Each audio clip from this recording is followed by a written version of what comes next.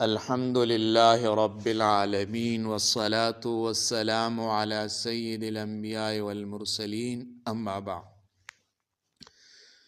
آج میں ایک مسئلہ بیان کر رہا ہوں۔ وہ مسئلہ اہل سنت والجماعت علماء دیوبند اور شیعہ کے درمیان ہے، اختلافی مسئلہ ہے۔ اختلاف کس چیز میں ہے؟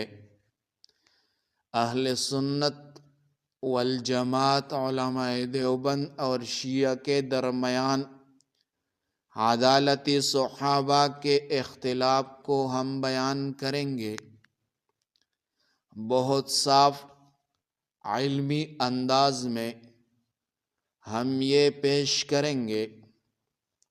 لیکن اس سے پہلے اگر آپ لوگ ہمارے چینل میں نئے ہوں تو ہمارا چینل سبسکرائب کریں تاکہ یہ ویڈیو زیادہ سے زیادہ لوگوں تک پہنچ جائے، اور ہمارے چینل میں جو لائیو آپشن ہے وہ کھل جائے۔ اب ہم مسئلہ کی طرف آئیں گے۔ مسئلہ یہ ہے، اختلاف کیا ہے؟ اہل سنت والجماعت علماء دیوبند کا عقیدہ ہے تمام صحابہ کرام عادل ہے۔ قرآن و حدیث نے مجموعی طور پر مجموعی طور پر سب صحابہ کی تزکیہ و تعریف کی ہے۔ کسی صحابی پر سب و شتم یا طعن کرنا حرام ہے۔ یہ علماء دیوبند کا عقیدہ ہے۔ شیعہ کا عقیدہ کیا ہے؟ شیعہ کا عقیدہ یہ ہے، صحابہ کرام مطلقاً عادل نہیں۔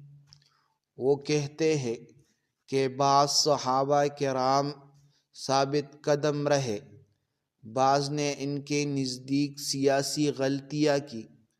صحابہ کرام میں عدالت انفرادی تحقیق سے ثابت ہوتی ہے، سب پر عام نہیں۔ یہ شیعہ کا عقیدہ ہے۔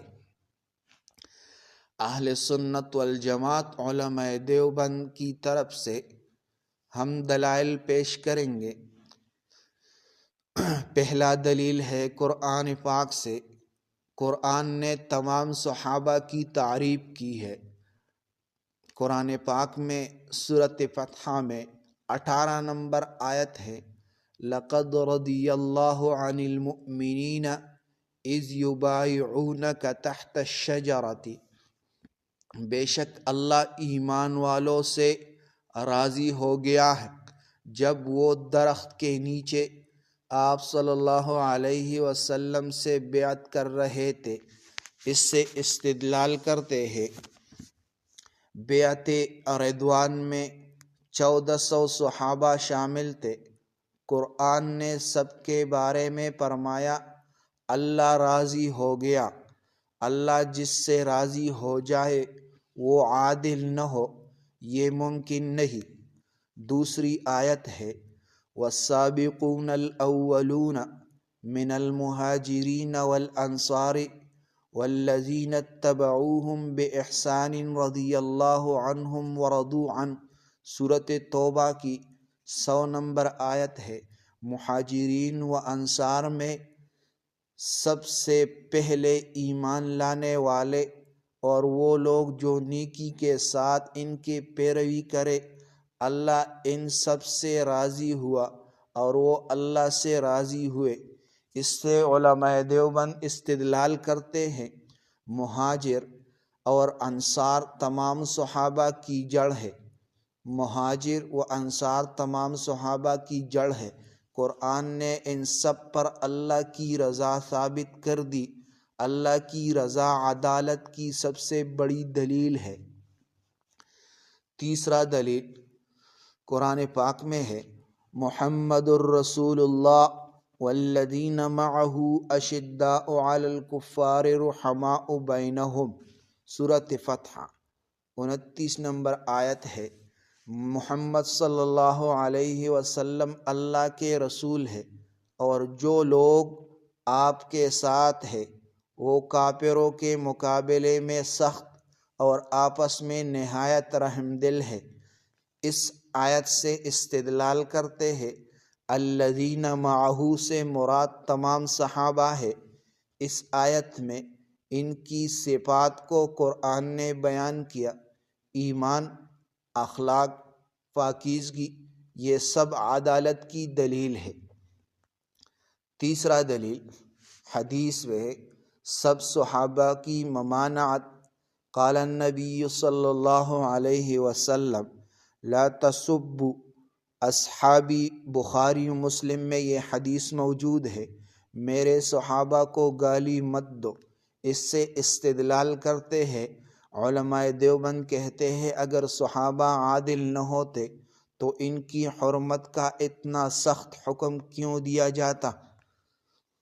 حدیث میں آتا ہے صحابہ کی فضیلت کے بارے میں نبی علیہ السلام نے فرمایا خیر الناس قرنی، بخاری کی حدیث ہے، لوگوں میں سب سے بہترین میرا زمانہ ہے، یعنی صحابہ ہے۔ اس سے استدلال کرتے ہیں بہترین زمانہ انہیں کہا جاتا ہے جن کے لوگ عادل، نیک اور سچے ہوں۔ شیعوں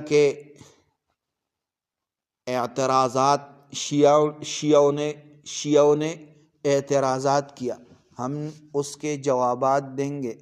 شیعہ کا پہلا اعتراض یہ ہے کچھ صحابہ نے جنگیں کی، سیاسی اختلاف ہوا، اس سے عدالت کیسے ثابت ہو؟ کچھ صحابہ نے جنگیں کیے، سیاسی اختلاف ہوا، اس سے عدالت کیسے ثابت ہے؟ جواب دیتے ہیں علماء دیوبند جواب دیتے ہیں صحابہ کے اجتہادی اختلافات گناہ نہیں ہوتے۔